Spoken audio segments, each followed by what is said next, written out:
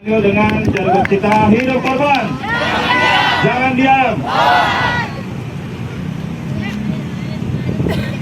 Jadi Bang Jali, ya kawan-kawan, coba kita bakal semangat dulu ya. Hidup korban. Jangan diam. Hidup korban. Jangan diam. Ya kawan-kawan, aksi Kamisan hari ini juga menyambut ya suatu peristiwa di tahun 1928, yaitu Sumpah Pemuda.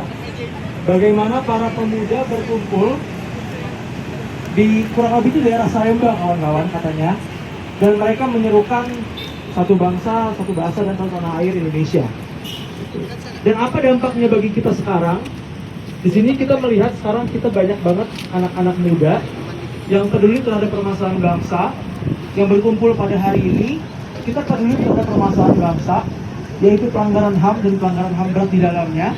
Meskipun negara ini atau pemerintah itu sama sekali nggak peduli dengan apa yang kita pedulikan, teman-teman.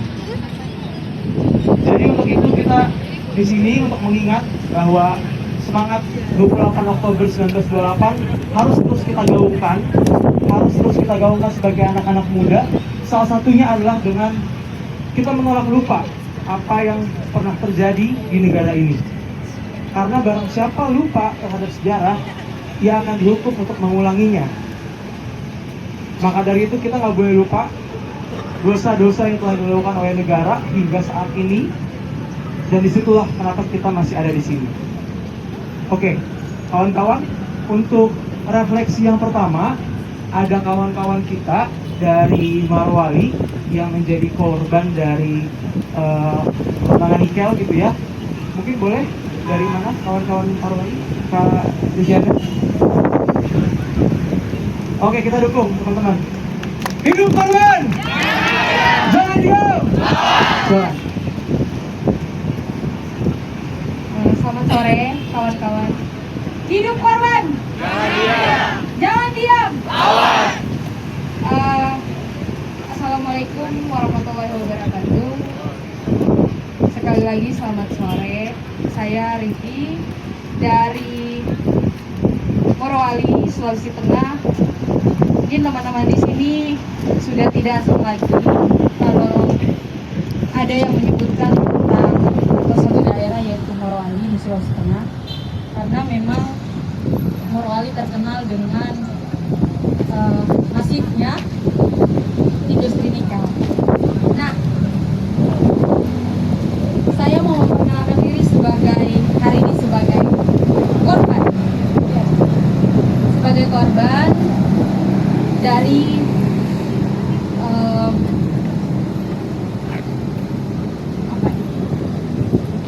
sebagai korban dari ambisinya negara kita hari ini untuk yang katanya dengan adanya industri nikel, kesejahteraan rakyat itu akan meningkat lebih tinggi lagi.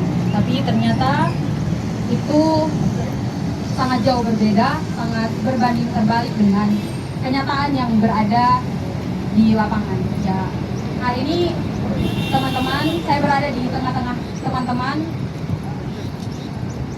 menjadi salah satu dari 10 orang korban yang mungkin saja kami ini hanya awal atau hanya sebagian, yang kedepannya mungkin akan lebih banyak lagi orang-orang yang akan berada di posisi seperti kami. Saya pertama juga berterima kasih karena bisa berdiri di tengah teman-teman yang sampai dengan hari ini tetap semangat menyuarakan tentang pelanggaran HAM yang dilakukan oleh negara, baik secara langsung maupun tidak langsung. Semoga apa yang kita perjuangkan bersama itu bisa kita raih ke depannya. Amin.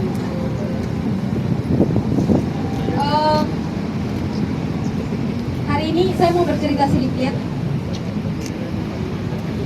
Di di kawasan industri nikel itu, kalau misalkan teman-teman ke tempat-tempat di kawasan industri nikel itu banyak sekali, bukan hanya pelanggaran HAM yang dilakukan atau yang terjadi di sana, yang dilakukan oleh negara melalui perusahaan itu sendiri juga.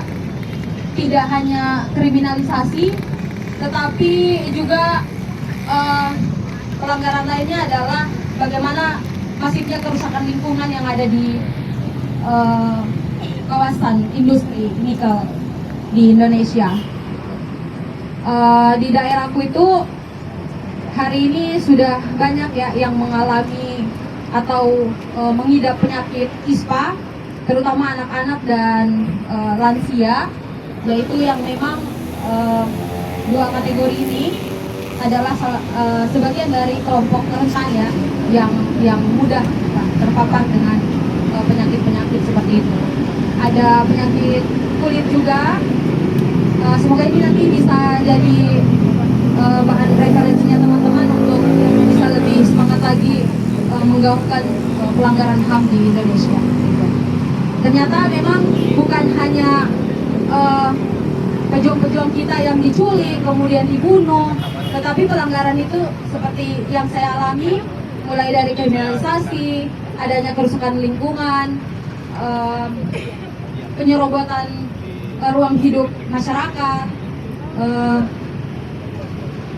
dengan sebagiannya juga ada misalkan kayak penimbunan atau reklamasi pantai yang akhirnya nelayan itu sudah tidak bisa lagi mengail, tidak bisa lagi mencari ikan di laut karena tidak ada lagi tempat bagi mereka, yang menurut saya itu adalah salah satu pelanggaran HAM yang berat ya, karena ini kita bicara soal perut. Jadi kalau kita bicara soal perut, berarti itu adalah sebuah pelanggaran. Kita bisa mati, kita korban dari itu bisa mencuri misalkan, dan melakukan hal-hal atau pelanggaran lainnya yang memang ternyata pelanggaran yang dilakukan oleh negara ini bukan hanya satu orang atau hanya sebagian saja, tetapi memang sangat masif. Saya kira itu dari saya. Semoga kami di sana bisa mendapatkan keadilan yang seadil-adilnya dari penyelenggara negara, dan siapapun yang melakukan pelanggaran HAM bisa mendapatkan hukuman yang setimpal. Terima kasih. Assalamualaikum warahmatullahi wabarakatuh. Terima kasih Kak Diana. Oke, teman-teman, kita berikan tepuk tangan sekali lagi buat kawan-kawan dari Bawah ini yang sudah hadir di sini. Ya, memang aksi kamisan sekarang menjadi ruang juga untuk kawan-kawan yang ada di daerah gitu ya, yang mana banyak sekali pelanggaran HAM terjadi juga dilakukan oleh oknum negara.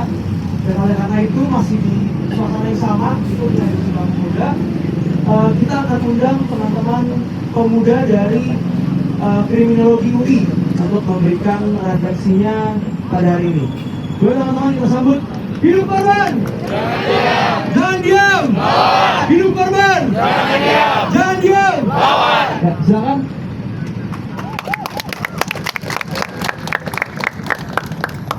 Ya, selamat sore, Bapak, Ibu, teman-teman yang sudah hadir.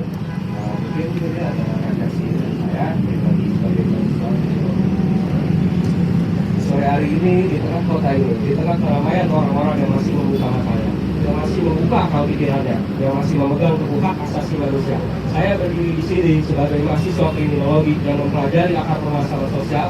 Seperti yang kita ketahui, sosok-sosok ini telah melakukan tindakan yang termasuk kejahatan dan pelanggaran HAM. Dan saya sangat prihatin melihat adanya upaya merehabilitasi citra masa lalu yang kelam, khususnya terkait dengan rezim Orde Baru dan sosok Soeharto. Upaya untuk mengembalikan rezim Orde Baru dan memuja sosok Soeharto sebagai pahlawan adalah sebuah kemunduran bagi bangsa kita. Ini adalah upaya untuk melupakan sejarah kelam yang penuh dengan pelanggaran HAM berat, korupsi, dan ketidakadilan.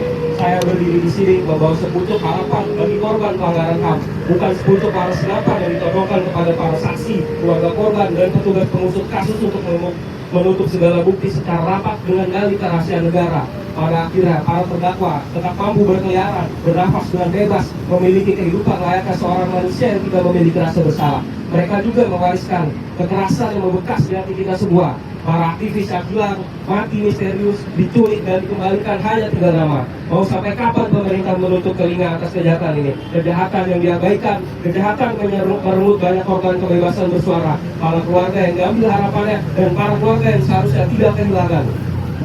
Mau sampai kapan tidak ada nyali daripada para pemegang kekuasaan untuk menyelesaikan kasus ini? Mau sampai kapan negara yang kita sebut sebagai negara demokrasi malah menjadi tempat yang gelap dan melakukan untuk jiwa-jiwa demokrasi? Mau sampai kapan suara kita pada hari Kamis ini tidak didengar? Mau sampai kapan suara kami rakyat-rakyat yang kehilangan segenap keluarga, ayah, suami, dan kehilangan harapan?